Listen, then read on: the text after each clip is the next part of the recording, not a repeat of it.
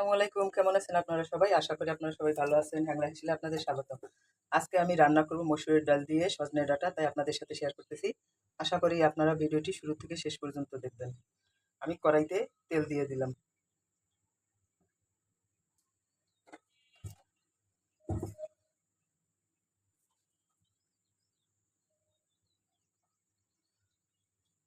কড়াই কড়াই গরম হতে থাকুক। এই যে আমার সজনে ডাঁটা মসুরের ডাল দিয়ে রান্না করব।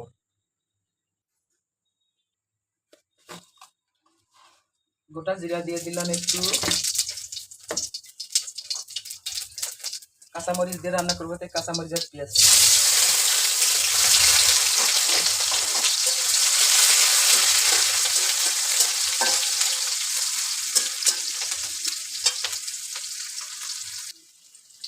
দিয়ে দিলাম একটা টমেটো,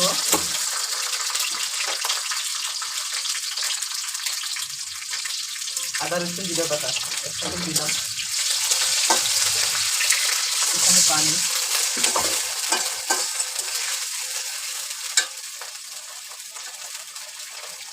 হলুদ,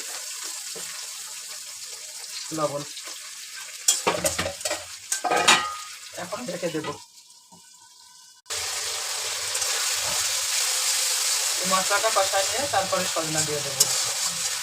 ডাল দিয়ে রান্না করবো, ডাল আমি আলাদা করে সেদ্ধ করে নিয়েছি আগে। সজনা ডাল তো একসাথে সেদ্ধ করা সম্ভব না, রান্না করা সম্ভব না, তাই সজনাগুলো এখন দিয়ে দেবো।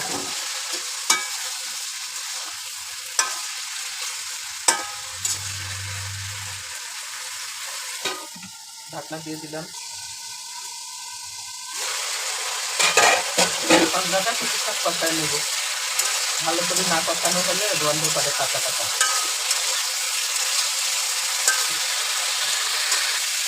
সজনাটা আমার কষানো হয়ে গেছে, এখন আমি সেদ্ধ করা ডালগুলো দিয়ে দেবো।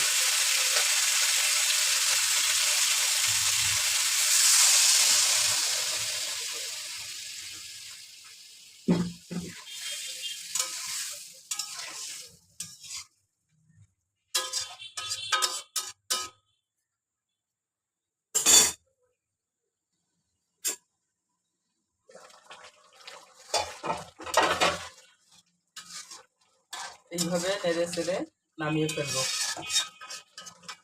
মসুরের ডাল দিয়ে সজনা ডাঁটা রান্না। একটুখানি গরম মশলার গুঁড়া দিয়ে নামিয়ে ফেলবো।